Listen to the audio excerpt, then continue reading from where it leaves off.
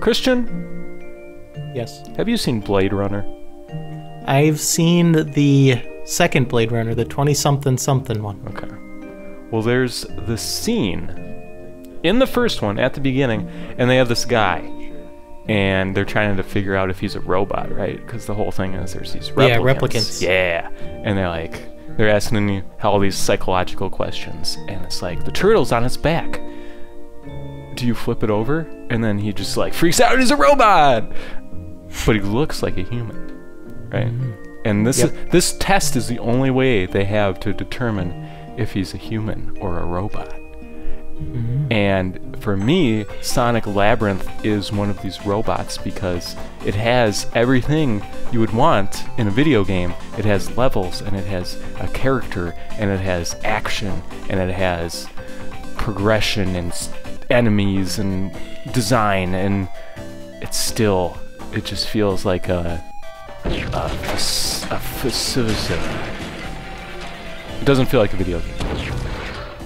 Is this the final cut we're talking? Is this Sonic Labyrinth final cut? Yeah, this is the Labyrinth where they're talking about the unicorn, and then it's got the Harrison Ford voiceover. So. Okay, so it's a theatrical cut. Yeah. It's not the best version of Labyrinth, but it's the one we reviewed. The one that director disowned. Yeah, I don't blame him. Well, Christian, what'd you think of this? I felt that Sonic Labyrinth could have been summed up in 2 words, my entire experience, and those words are frustrating and agonizing. Okay. Well, like, the obvious thing here is like, they took his speed away! He's Sonic, and they took his speed away! We're the angry video game nerd, but why? What's so agonizing about this game? Because there's games where you move slow that aren't agonizing. Yeah. Well, first of all, it's an isometric 3D game where you collect 3 keys to get to the next level. Okay. Which is very simple. It makes sense. But the formula doesn't evolve or get more interesting. The levels just get longer and more convoluted. They become more of a maze. A labyrinth, if you will. Yes. And playing a 3D game like this, quote-unquote 3D game, without analog control is incredibly frustrating. Yep. Only having omnidirectional movement sucks. Okay. And I can't imagine how awful it must have felt to play this on an actual Game Gear. Yes. Well, holy crap. You have such fine control over your speed, though. Yeah. And you're rolling. I mean, it's like you're behind the wheel of a well-tuned machine when you hit that dash button, and then you're just like... You know what I'm saying? Yeah. For the first few levels, I didn't know you could actually slow down and stop, so that was very helpful. Oh, no. I appreciated that inclusion. That's awful. It's also frustrating because, like you mentioned, you walk so abysmally slow. Yeah. So you have to spin everywhere and just master the art of spin, slow down, so that you can actually go to where you want to go. Right. But they have running shoes as a power-up, which should have been the default walk speed because it's actually tolerable. But the whole plot is that he stole your shoes or something, or he like manipulated your shoes so you can't walk fast. That's a poor excuse. I'm sorry. It seems like you're kind of down on this game, Christian. How'd you feel about being able to beat it in about 20 minutes? That was cool. Okay. Yeah. Very cool. Yeah. Speaking of cool, those downward slopes to boss battles were conceptually cool. No. It looks kind of cool, and you shatter panes of glass on the way down, which don't do anything, but they add a teensy bit of variety to those sections. Yeah, I don't know what else there is really to go into. I hated the levels with the door portal things. Yeah. Because you just have to trial and error your way through everything, and you pop through the door and you lose all your momentum. Yep.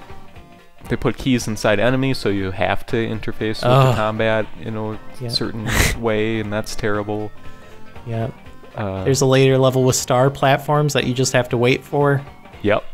Truly masterful game design. There's one that sucks in the bottom of the level where it just speeds over, and if you don't know it's there, then you just wander around the level until time runs out.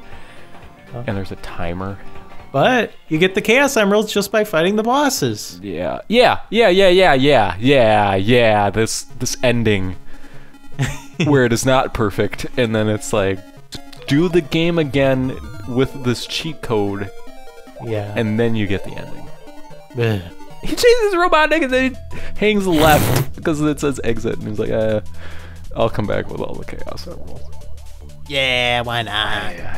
It's a Sonic-centric game, so we have to put it above Tails Sky Patrol. No, because I was just going to say, I never imagined I would look back fondly on Sky Patrol, but this game... What? I don't know. Sky Patrol did have that one background. I would play Sky Patrol again before I would play Sonic Labyrinth. Yikes. Jeez. Tails Sky Patrol had... Awful. It had...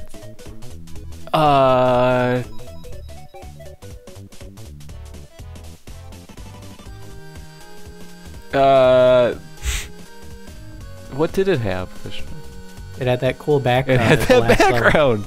Makes me go, 100% right.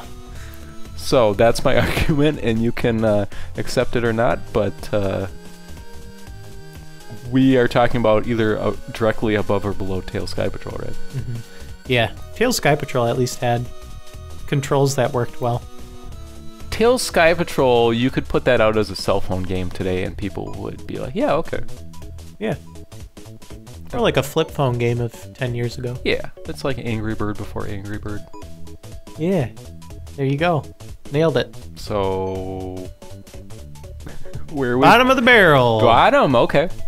We're putting Sonic Labyrinth at the bottom. Yeah.